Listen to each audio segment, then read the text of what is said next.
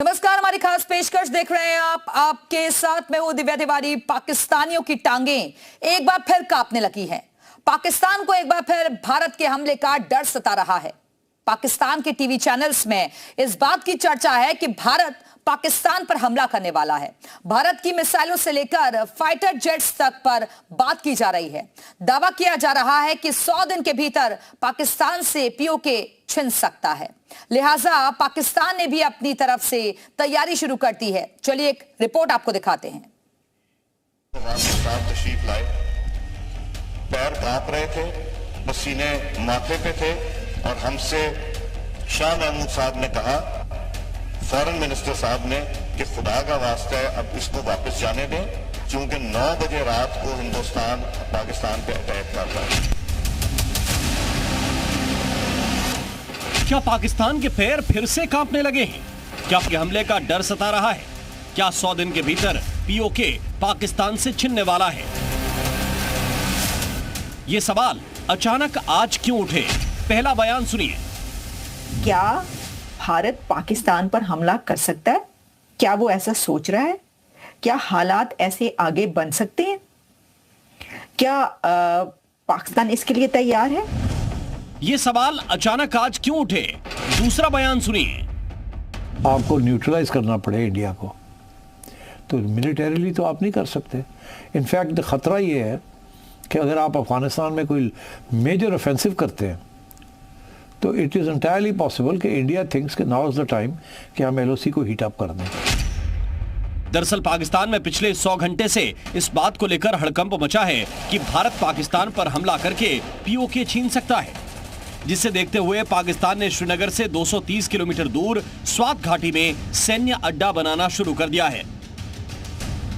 Satellite तस्वीरों से इस बात का खुलासा हुआ है कि इस सैन्य अड्डे में फाइटर जेट के शेल्टर भी बनाए जा रहे हैं।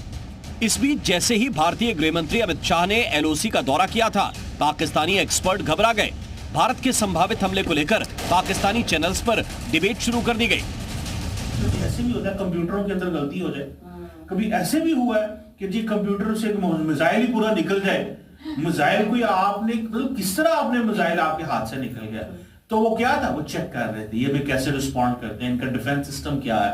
वो एक माहौल बनाना चाहते हैं, एक एनवायरनमेंट चेक कर रहे हैं। हमारा काम सिर्फ इतना है कि खामोश रहना, हमारा काम है साइलेंस, हमारा काम यह है कि हमारे पास पत्ते कोई नहीं है। ये पाकिस्तानी एक्सपर्ट कमर चीमा हैं, जो भारत पाकिस्तान के रिलेशन को लेकर अक्सर वीडियो बनाते हैं। मगर पीओके छिनने को लेकर जिस तरह का माहौल पाकिस्तान में बना है, उससे कमर चीमा तक खौफ में हैं। सुनिए किस तरह भारत से बातचीत के लिए गिड़गिड़ा रहे हैं।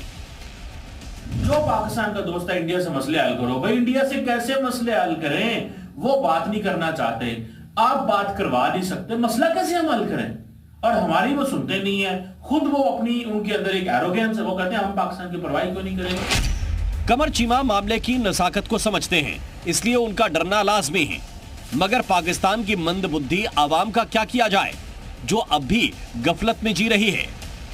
कि जो हमारी पाक फौज है ना, अच्छा, इसके अंदर जुनून जज्बा बहुत ज्यादा है। ठीक है। अगर हम जवाबी वार देंगे ना, वार करने में आएंगे तो इंडिया को हम तबाह कर देंगे। ठीक है। पहले तो बात ये है, हम सिर्फ अमन चाहते हैं, जो काम अच्छे तरीके से हो जाए, कश्मीर हमें मिल जाए। अच्छा। हम एक आजाद मुल्क हो जाए और हमारे साथ वो मिलके एक मुल्क पाकिस्तान में रहे। ठीक है। जानते हैं, अगर ये मूर्ख पाकिस्तानी इतिहास के पन्नों में झांक लेता तो इस तरह की बेवकूफी वाली बात नहीं करता, क्योंकि जिस पाकिस्तानी फौज के जज्बे के ये कसीदे पढ़ रहा है ना, उस पाकिस्तानी फौज के 93,000 सैनिकों ने भारतीय फौज के सामने सरेंडर किया था।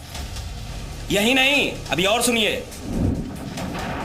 इसके अलावा 1965 की जंग, करगिल का युद्ध, सब तारीखों में दर्ज है कि कैसे पाकिस्तानी फौज अपना जज्बा और जुनून दिखाते हुए दुम दबाकर भागी थी। अब ज्यादा तारीफों के पुल मत बांधो पाकिस्तानियों, वरना सर्जिकल स्ट्राइक और एयर स्ट्राइक भी याद दिला दी जाएगी। इसलिए एक काम करिए, सिर्फ डरिए। ब्यूरो रिपोर्ट, जी मीडिया।